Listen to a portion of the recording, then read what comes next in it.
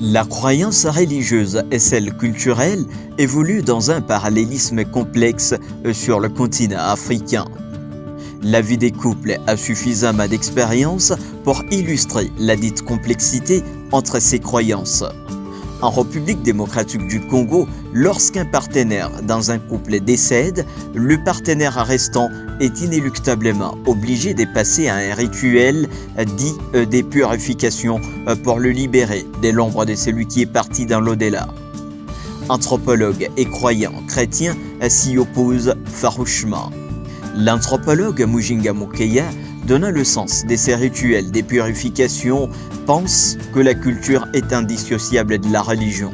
Si vous avez partagé longtemps les intimités avec quelqu'un, vous avez partagé le même lit avec quelqu'un, c'est-à-dire il y a eu permutation de certaines histoires.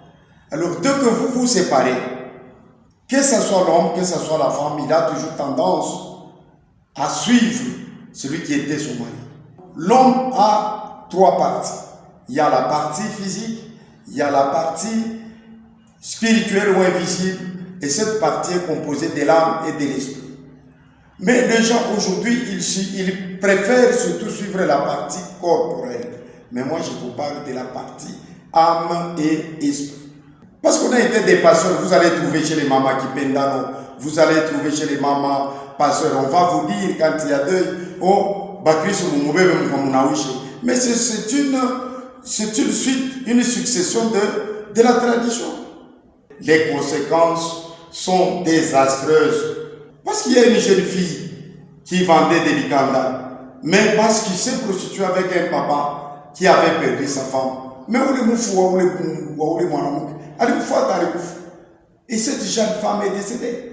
Nous avons chacun une culture.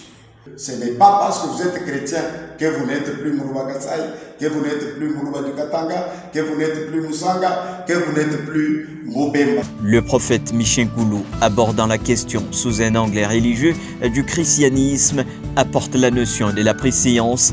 Il estime que la religion précède la culture. C'est-à-dire quand parfois chez nous quelqu'un arrivait à perdre un conjoint ou une conjointe, après les cérémonies des funérailles, des obsèques et consorts, nous nous référons à la Bible pour savoir quoi on fait. Et c'est écrit dans la Bible. Quand quelqu'un vient de perdre un conjoint, Moïse dans Nombre chapitre 19, il ne parle pas seulement de l'impureté face au contact d'un cadavre, il parle de l'impureté de manière générale. Quand quelqu'un fait des contacts avec un cadavre, on le traite ou on le prend pour quelqu'un qui est impur, on dit, pour que cette personne ait l'occasion d'avoir accès à l'humanité et à revenir à faire des choses à la normale. Il doit se faire purifier au 3e ou au 7e jour par de l'eau. Parfois, on utilisait aussi le cendre, c'est biblique. Vous prenez du cendre, vous prenez de l'eau, vous faites des rituels. Vous priez pour de l'eau. Celui-là qui est pur, c'est celui-là qui doit faire ce travail pour celui-là qui est déclaré impur. C'est écrit dans Nombre 19 du 13e jusqu'à son dernier verset, je pense le verset 22. Quand quelqu'un meurt, pour ceux-là qui sont informés bibliquement, ils savent où on doit diriger le corps, où on doit diriger l'âme et où on doit diriger l'esprit. Les esprits qui déambulent par-ci, par-là et revenir pour réapparaître dans les vies des gens, là c'est parfois les fautes des soi-disant chefs culturels et parfois faute de nous pasteurs. Quand on fait les dernières prières, les derniers obsèques, là on ne sait pas, on dirige quoi et quoi et quoi vers sa demeure. Et ce qui reste à l'air libre, ça revient facilement. La coutume en particulier, ou la culture en général, et la religion sont-elles corollaires? De facto, la réponse semble négative. Peuvent-elles faire marche ensemble un jour? Une autre interrogation assez complexe.